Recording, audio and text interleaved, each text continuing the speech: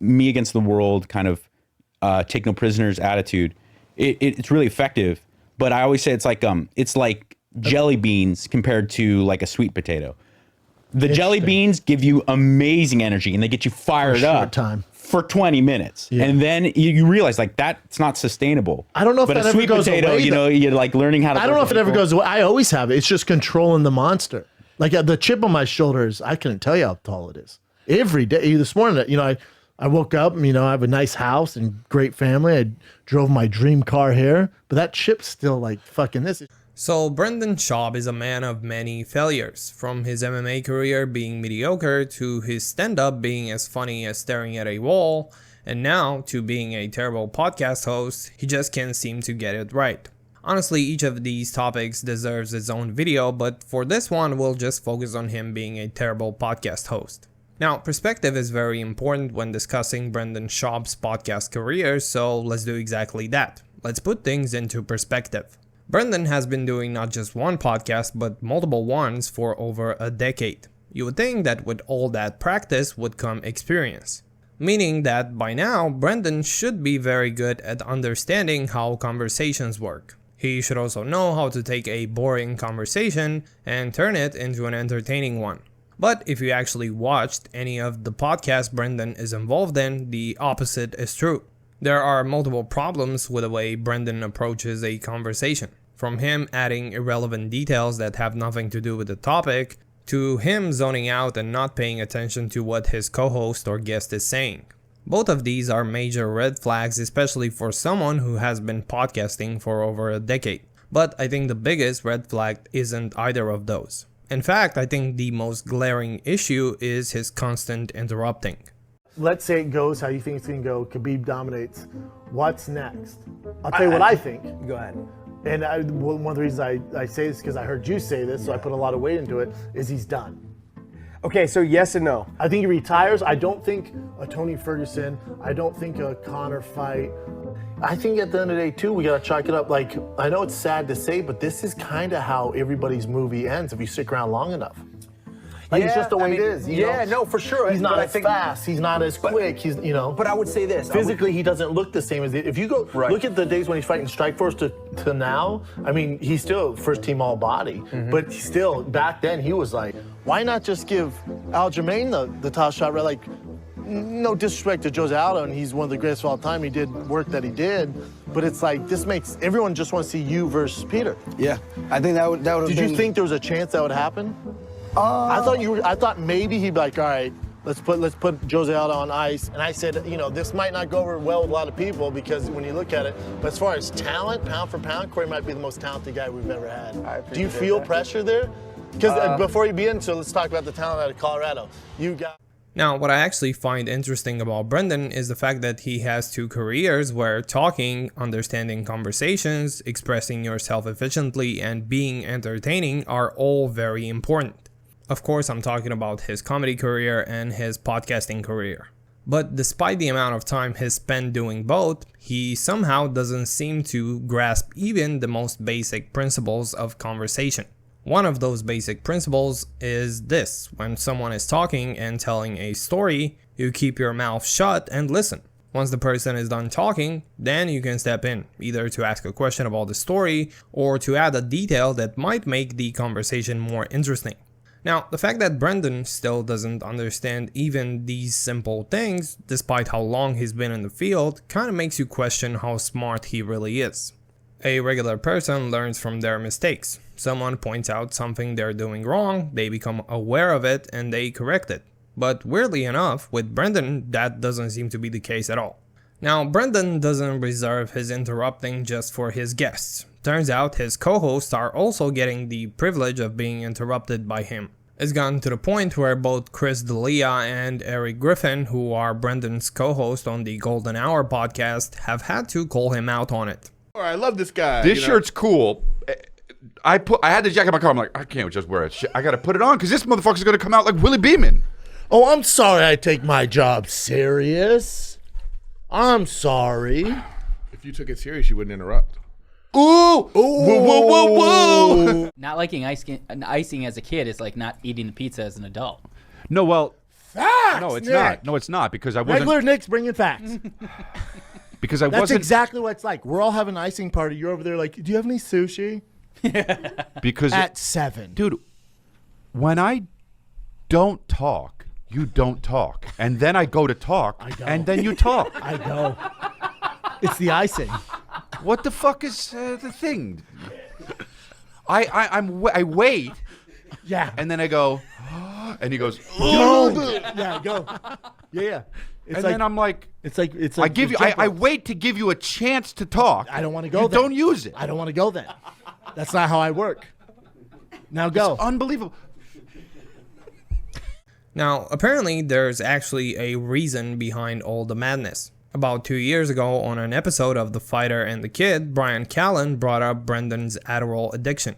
Interestingly, one of the signs that tipped Bryan off that something was off with Brendan was, yep, you guessed it, his constant interrupting during the podcast. And here's the kicker, while Bryan is literally in the middle of explaining how Brendan constantly interrupts, Brendan interrupts him. You seriously couldn't script a better example of the problem. Much work in here means to me that I will, but no, that's not why.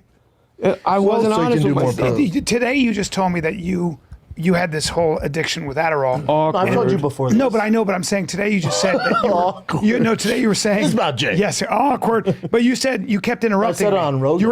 You were interrupting all the time when we were doing the podcast. Remember that? Like 6 months People ago? were always saying that to me, and I didn't know what the fuck was going on. I didn't know you were on Adderall. No one did. Right, but you were. Except for one would guy who was selling constantly. it to me. Right, but you would constantly interrupt, and I never understood what was going No, on. I wish. No, Yeah. my wife, she had no clue. Till she was doing the laundry, and I was telling him that she was doing it because before I do stand up, I'd have the pills. So I would wear these jeans. I'd have pills here, Damn. and then you forget because you're going through it. And she was doing laundry and wringing it out, and they fell on the floor. My kid's like, "Oh, candy." I'm like, "Nope." Was it those jeans like for a bit? What? You wore those jeans like for a bit?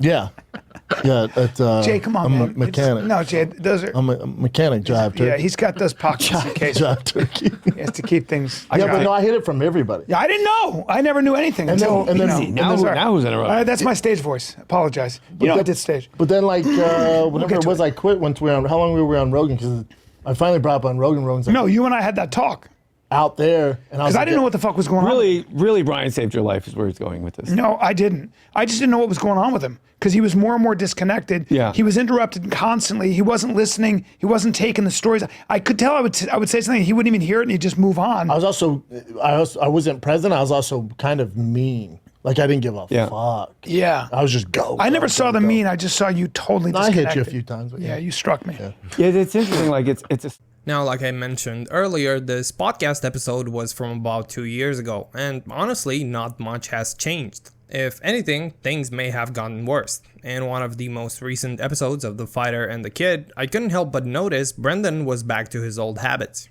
and maybe even doubling down on them. I don't know if he is back on the Adderall, had too many coffees, or took too many nicotine pouches that day, but his interruptions were absolutely unbearable. The clip that I'm about to show you is from the very beginning of the episode, and even from the jump, Brendan can't seem to help himself. And the worst part, it doesn't stop there. He interrupts Bryan throughout the entire podcast to the point where it becomes genuinely hard to listen. Okay, I'm gonna clap it. Yeah, let's go. I need to know about your night. Do I look tired?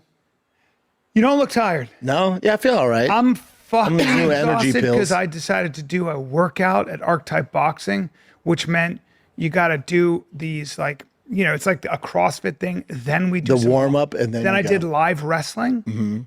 Live wrestling at 58. Not a good idea, and everybody's bigger. So I'm fine. You're tired? I'm just it was That doesn't wake it was you a up? lot. It doesn't wake you up? Usually it does. Today this it was a didn't. lot. Today it I'm gonna have to go to Ways to Well and probably get a little help. I might start microdosing. I said it. And when I say microdosing, I ain't talking about mushrooms. I'm talking about some test. Well, that's not microdosing. It's going to be You got to little use the shots right every day. lingo. Well, no, that's not. No. No? No. What do you mean? You're gonna take shots of testosterone every day? Little ones, baby ones. No, you Keep would. my levels just going. No, you just do it like once every 3 days. Okay. So it goes. Yeah. Yeah. All right. Little 'Cause waves. you don't want to have because and also Ways to Wells isn't ways to Can I ask you a will, question? they're not going to just go in and give you a shot. There's a you have very to do good, it yourself. There's a very good chance. I know you're tough. I fucking really do respect that you're much bigger. But there is a thing now with me because I'm so not. I keep my elbows so tight to my body that finding a way to get under my arms is it's very difficult. Impossible. It's very difficult. What What shirt do you have? What bullshit shirt do you have on today? I don't even know. It's probably a fitness thing. Here's the thing. People just send you stuff Yes. and you put it on. But bro, listen. You're such a cuck. No. You need to shut up for a sec because the elbows are so tight right now. I know. Right? And with your age, you're probably only getting tougher. Well, the thing is my technique. So Right? I'm like, Because I beat the fuck out of you 10 years ago. I know, but- and you've aged in 10 years. So Yeah. in my mind, I'm like, man, he's only getting tougher and stronger. but I'm training so much. And the thing is this. I'm a sponge. There's quick studies and then there are sponges. You know- teach me one fucking thing one fucking time and I'm fucking ready. I know you. That's why look. I know this you know here. what the problem is. What? It's your brain's a sponge. Yeah.